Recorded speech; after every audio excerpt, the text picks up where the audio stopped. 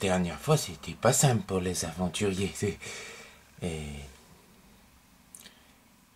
tous laissés devant une dracoliche qui s'appelle Draconard et qui leur demande des trucs un petit peu compliqués, hein? Du genre laisser juste les conseils rouges vivants dans un ordre de nécrama, je relis mes notes, excusez-moi, et détruire les conseils de cristal et des ténèbres. Non mais, même si la dracoliche obscurcit le ciel, même si elle est gigantesque, elle se trouve en face de quoi, la dracoliche, hein? En face des brocs marteaux d'acier, pardon, un nain qui se pense de toute façon élu par les dieux, en face de la voleuse dont le nom ne sera certainement jamais connu, hein, Alizée ou Zéphyr qui de toute façon n'en a plus cure. Toutes ces histoires-là, elle est revenue de la mort. En face de Parsifal le Vaillant. Eh oui, guerrier appelé à devenir paladin. En face de Yord Cooper, paladin lui-même. En face. Bon, là c'est déjà un peu plus... c'est vrai que le barde se pose des questions. Hein. C'est un petit peu compliqué pour lui, mais... comment dire, il regarde un petit peu ses notes, le barde, très vite. Alors, attendez, Dracoliche, oui, oula, oui, ça c'est difficile à affronter, Dracoliche. Dracoliche, regarde le magicien, Olivier Ascaria, le regarde, Dracoliche, oui, j'ai ça dans mes... oui, dans mes notes, ça va être difficile quand même.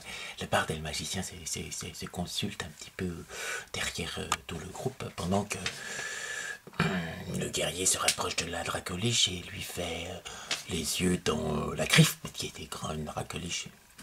Tu veux, vraiment, toi, dracoliche, qu'on t'aide à éliminer le conseil des nécromants, mais juste aux 2/3. Le dracoliche le regarde droit dans les yeux. Oui, j'ai bouffé la jambe du hobbit. Oui, veux-tu que je mange ta jambe? Les guerriers se retournent vers ses compagnons, regardent droit dans les yeux le paladin, cherchant une étincelle, celle du paladinat. Il la sent un moment frémir, un tout petit peu, une flamme qui ne se consume pas, une flamme qui vibre en écho à la flamme qui naît maintenant dans la sienne. Il se retourne vers le dracoliche et lui dit très calmement: non, on va pas t'aider, et même on va te tuer, tu vas mourir. Éclat de rire de la dracoliche qui redit: j'ai bouffé quand même la jambe du hobbit et je vais vous manger. Si vous ne faites pas ce que je dis, c'est une chance pour vous. Réfléchissez bien. C'est la dernière chance que je vous donne. Pendant ce temps, la voleuse fait le tour, essayant de trouver une occasion de faire un backstab sur une dracoliche, mais elle n'en trouve pas. Là, c'est difficile, hein. C'est déjà un mort-vivant, donc c'est assez peu sensible à ces choses-là, normalement. Et puis, bon, ben, c'est gros, hein. Une dracoliche 250 mètres de long, il faut trouver un endroit un petit peu tranquille pour planter sa dague, quoi. Le nain, lui, caresse son marteau, regarde la flamme qui vibre dans celle du guerrier. Enfin, pas dans le marteau du guerrier, dans l'œil du guerrier, hein, et du paladin. Cherche une flamme dans son œil, n'en trouve pas, mais sent un gargouillis dans son ventre. Ce qui correspond à peu près à la flamme qu'il peut y avoir dans l'œil d'un guerrier, d'un paladin. Tous les trois inspirent, se retournent vers la dracoliche et lui font de tout cœur et d'un commun accord: non, tu vas mourir. Et il charge. D'ici, il charge. Marteau, épée en avant. Et hache aussi. Jusqu'aux griffes de la dracoliche. Poum, poum, poum, patapoum, papoum. La voleuse grimpe sur la queue de la dracoliche. C'était peut-être que je pourrais essayer d'avoir le cerveau, quoi. Et grimpe. Le hobbit pleure, chiale. Beaucoup. Et il manque sa jambe quand même. Et commence à exuder de sa plaie et de ses yeux et de sa bouche une sorte de ranceur d'huîtres. Et c'est vrai qu'il a mangé toutes les huîtres offertes par Plouf, ce qui confère quand même un certain pouvoir magique au Hobbit malgré tout. Le magicien et le barde regardent le temps s'écoulant des plaies du hobbit et se disent ouh, peut-être est-ce la composante magique qui nous manque. C'est vrai que le magicien et le barde ont trouvé au cours de leurs aventures, lorsqu'ils c'était un petit peu plus jeune, enfin quelques mois avant de commencer la quête du dragon, un sortilège qui permet de tuer un dragon. C'était pas parti pour rien, mais il leur fallait l'essence d'un dieu. Le jus qui s'écoule du hobbit. Le nain prend un coup de griffe, vole. Le guerrier prend un coup de patte, vole. Le paladin essaie de s'accrocher tant faire que se peut, se fait à moitié écraser. 150 points de vie. 150 points de vie, c'est beaucoup dans Donjon Dragon quand tu as 160 points de vie.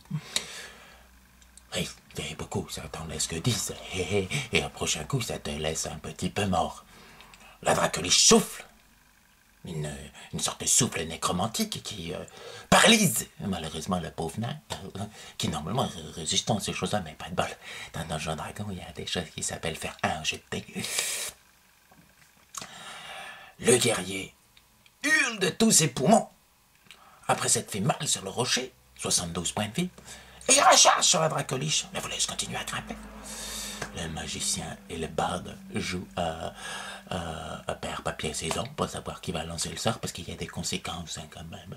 Si il y a des conséquences, c'est le barde qui perd. Le magicien le soutient. Tiens, je te donne mon orbe, je te la prête si tu veux. Le guerrier plante son épée dans la patte de la dracoliche, et puis sa hache aussi. La dracoliche rigole bien, et on voit balader le guerrier. Valser. Balader, c'est valser et balader en même temps. Il s'écroule 150 mètres plus loin, avec seulement un point de vie qui lui reste. Et ce n'est pas dû à la générosité du maître de jeu, croyez-moi. La voleuse arrive au sommet du crâne de la dracoliche. Cherche un trou. Il y en a des trous. Il y en a des trous quand même, c'est une dracoliche. Elle commence à s'enfoncer à l'intérieur. Même si elle réprime son vomi quand même, parce que c'est un petit peu douloureux. Le barde commence à entamer le rituel, sans ses mains qui se racarnissent, des taches pourpres qui apparaissent sur son visage, consomme le jus d'huître qui était exhalé du hobbit, et lance le sort. En sachant très bien que les statistiques ne sont pas de son côté. Il a 3% de chance de réussir, et la dracoliche 3% de chance d'échouer. La voleuse pénètre dans le crâne de la dracoliche, trouve le cerveau et plante la dracoliche au cœur de son cerveau, dans la glande pinéale de la dracoliche, le siège de son âme et de ses émotions, et l'endroit où stupidement le conseil des nécromants a choisi de cacher son phylactère également. Pas le phylactère des conseils des nécromants, le phylactère de la dracoliche. Le barde et le magicien voient la dracoliche écroulée, raide morte.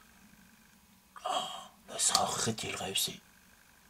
La voleuse sort du crâne de la dracoliche, un petit peu couverte de divers fluides corporels de dragon, à divers états de décomposition, et fait « Je l'ai eu !» Le barde et le magicien rigolent bien, ils savent bien que c'est eux. Le hobbit, presque agonisant, sait que c'est lui. Le guerrier, le nain et le paladin savent qu'ils ont fait quand même des distractions, qu'ils ont servi. Et seul là-haut, plouf, dans le ciel, c'est qui a véritablement tué Drakenar, la dracoliche. Un peu plus loin, très loin, dans les contrées de l'Est, le conseil des nécromants, tous réunis, les trois ordres, se fâchent. Ils sont vraiment cette fois-ci dans le nez, les aventuriers. La prochaine fois, ça va chier. Ils passent un vote très rapide à leur conseil et décident d'envoyer une armée. Une armée composée de 12 000 hommes, enfin 12 000 morts vivants, parce que à la poursuite des aventuriers. 12 000.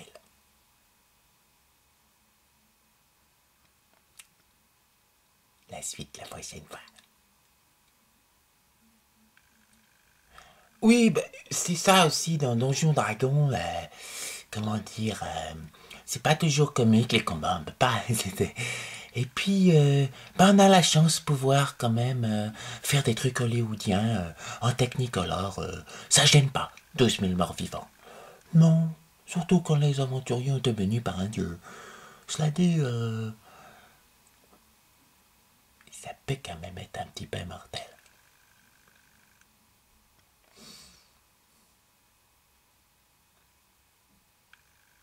La bite ouvre les yeux, regarde le dracoliche morte et se dit, mon Dieu, qu'est-ce qui m'attend encore? Combien de temps je vais tenir? Le barde lui caresse l'épaule et lui sourit. À mon avis, pas fait d'un an. Le barde aurait-il les capacités de prophète? Oh.